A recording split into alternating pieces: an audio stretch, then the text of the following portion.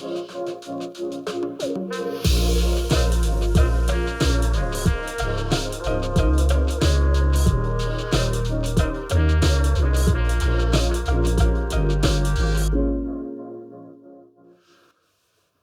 to Crackers and Milk.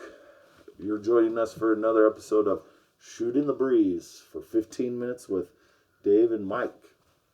So, our episode, this one, is actually episode 2 of The Office called Diversity Day.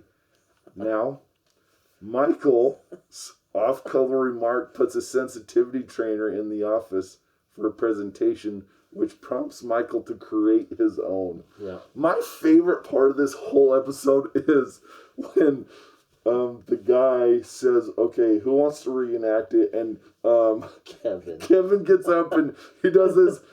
It's a different voice from what he normally does now, what later in the thing is. But he's doing it, and then like Michael takes over and he's like, What you want? A cookie?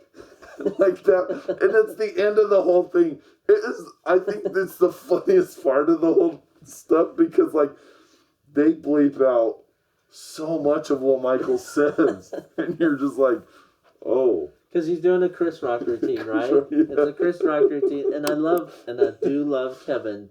Oh. Because he's like, okay, most of you wrote down, this is Mr. Brown. Yeah, this is Mr. Brown. Mr. Brown. He's like, I was called here for a certain incident. Oh, this is the one, the Chris Rock routine. And is anybody familiar with it? And Kevin's like, oh, I'll do it. The thing with with black people is that they hate themselves. Like he's just, and Michael's going crazy. And when he interrupts and then he's like, want a cookie? So he's trying to talk like Chris Rock, and so he's. And then he gets in his interview. He's like, "Oh, so Chris Rock can do it, but like kind of like nobody else can. Is it because it's Chris Rock?" Right. And you're just like, Michael. Oh, Michael. By the way, listen to episode 1 for us to talk about Gringy Michael. Yes. And then I did like where the whole episode you're rooting for Jim to get a sale. Oh yeah, that's right. And then it's the whole time, and then like he has a little bottle of champagne so that he could celebrate his 25% commission for the year. That's and then Dwight comes in and undercuts him. Yep. Can I ask you a question about that? Yeah. Don't like companies have like a unwritten rule or a rule that you can't do that? Cap. Yeah. Well, I know a commission cap, but like, let's say me and you were partners, and you had this sale. I couldn't come under sneak and. I don't know about the rule because when Dwight or when Jim calls, he says, "Oh, what number were you given?" Yeah. And that's what doesn't make sense. Because to me, I thought you couldn't do that. Yeah. Well, maybe I'm wondering, did they call back and Dwight took the call because Jim was unavailable, and Dwight got the sale. All I know is that bothered me because if I were Jim, I'd be mad. I'd go into where Toby sits or where Kelly sits, and I would make this sell and just get it over with. But through the whole show, yes, he's like, oh, they're in the meeting, so he can't go out there. I'm like, screw that, dude. Yeah. Get this phone call done. It's 25% of your salary. Yeah, that's a lot of money. Yeah. And then he just gives Dwight the champagne bottle. Yep, and that's walks away. Yep. Yeah. Yeah. And then it's annoying. Like when Michael was reading the thing, because like Mr. Brown came in and says, "We need your signature. This is the main point. I gave everybody else this, but we need your signature." And he signs it. And like Daffy Duck. And then he was reading. He's like, open mindfulness. That's not a word. And it's like, yeah, it is, man. Oh. Yeah, I love that Mr. Brown, I love even when Mr. Brown says, hey, he's trying to get this diversity training under control. Uh-huh. He's like, Michael, I would appreciate if you gave me your permission to run this meeting. And he's like, okay, because it makes him, oh well, I am the authority figure here, so I do need to give you permission. So I will give you permission. Yeah. But Michael just hates it, and I can kind of see. I think it is funny. Michael thinks so differently, right? Everything Mr. Brown does say in that meeting is it's kind of true. I mean, what was the anagram he used? I think. Oh, hero. Hero. And then Dwight comes in with a superhero. Yes. Oh, I love that. And like he's describing every superhero, like he has to fly. He has to fly. He has to change clothes, and Mr. Brown's like, I think you're talking about a superhero. Well, everybody has their own heroes. Right.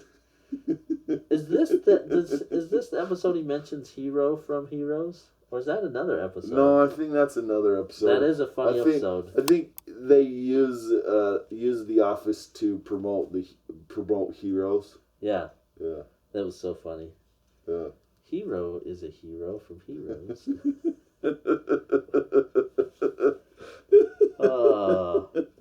So Michael's gonna do he's gonna do his own thing. Yeah. His own training for the staff. And he gets them all together, and the only way Michael would get them together, the only way Michael would do his own training, which is always awkward. Always awkward. Yeah. And I love it because he invites everybody in, and this everyone is when we see Toby. Mm-hmm. Toby wasn't in episode 1. Nope. He's in episode 2, and he comes in, he's like, oh, should we sit Indian style? Yeah. And Michael, of course, I think Michael is more mad that he didn't come up with that, because he would have said that. And he hates Toby, and he's like, get out. Are you serious? Yep.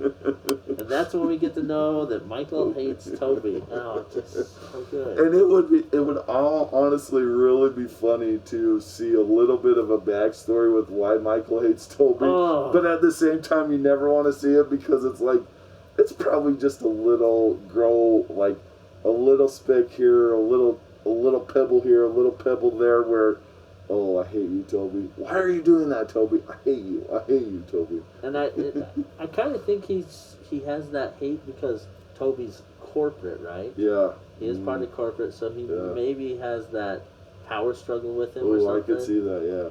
I do think, I love that Bring Your Daughter to Work Day. Oh, yeah. And we get to meet, what's her daughter? Yeah, Toby's daughter. Yeah. I forget her name. I forget her name, but too. She and Michael get along so well. Yeah. And Michael walks her out to the car and puts her in her car seat. And he hates her dad. Oh, he hates her dad. And it's so cute that he... So you can tell that Michael doesn't hate just because he hates Toby doesn't mean he hates family. Oh, yeah. Although in one of the next episodes, the hot girl is funny when he goes back and introduces. We'll talk about that. That's so funny. And then, that's all I can. And then they're doing the name tags, right? Yeah, the name tags, yeah. They've got the Michael writes Martin Luther King. Martin Luther King, yeah. He's trying to write races down. Jamaican. It's like, that's not a race, Asian, for sure. Asian. And my favorite is when, you're the game, whatever, the practice. You have to treat them like the card they are. The card they are, yeah. So we got Jewish. Jewish with Pam. Stanley is black, which is so funny. Oh, that was into and then you had Dwight is Asian. Angela's Jamaican. And when Kevin was Italian. Kevin he likes some pizza, yeah. And I love it when Kevin is talking to Angela and says he's trying to explain it to her. He's like, "Yeah, man. Do you want to go smoke some weed?" Yeah. No, I think you really I think you do. really do. And Michael's like, no, you gotta try harder. And then Pam talking to Dwight, and if you want me to say all the stereotypical things, and then I don't believe in, you're a bad driver. Man, am I a woman? So good. It's so funny. Am And I then- a woman? Oh. And then Michael, I loved when Michael, Pam, and Stanley were talking to each other. And like, oh, Holocaust, slavery and Holocaust. And Stanley's like, what am I? What am I? Oh, that was incidental, Stanley. I didn't plan on that. That's right. Oh. And then he goes and he talks to, so after he's trying to push Kevin and Angela, he goes and Kelly comes in, he's like, like this. Want a cookie? Want a cookie? Like So a he's boo treating- sort of thing. He's treating Kelly like an Indian. an Indian, a Quickie Mart Indian, it seems like. That's who I thought of. I'm like, oh my gosh, it's a poo.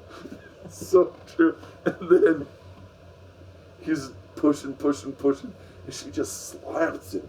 And you're like, oh my goodness. And here's what I love about Michael.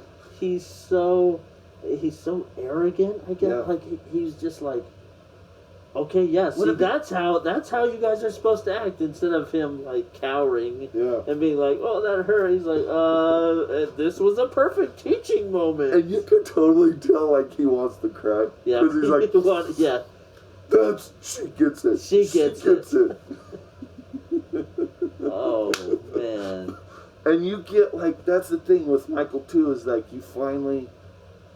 He's cringe in episode 1. Yeah. But he's so cringy Oh. in episode 2 because he's pushing and he's all this stuff and you're just like, oh, man. Just And then his stop. slick back hair. Oh yeah, that's right. You just think of, like, this greasy, sleazy type of salesman. Yeah. Like, you don't want to root for this guy at all. Uh-uh. Not one bit. But Right. And then doesn't he say at the end, he's like, I probably should have gotten food, huh? Yeah. And that's when Kevin comes like, yeah, some pizza or whatever. Spaghetti. Oh man. It's so funny. Like, and that's, like, you get the sense with this one that there is potential. Yeah. There's potential in this series.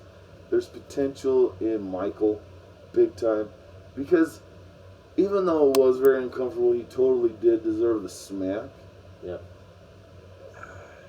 He still felt for him. Because it was like, look, I get it, but he kind of doesn't know what he's doing. He has no idea what he's doing. Like, he's really a clueless boss. And in he this. has been the boss. He explains that in episode 1. He's been the boss for 4 years Yeah. up to this point. You're like, how in the heck has he gotten this far? And, like, that's the one thing is, like, we're getting introduced to Michael and we're getting introduced to the office. How do they not know that this is how Michael runs? Because they've been here for a long time. Because when we first meet Pam, he's like, "Oh, should have seen her like 2 years ago. and you're just like, so she's been there for a while. Yeah. And she's been there, like, I think eventually they talk about with Jim. He's been there for a while too, and then Dwight has been there forever too. So it's like, huh?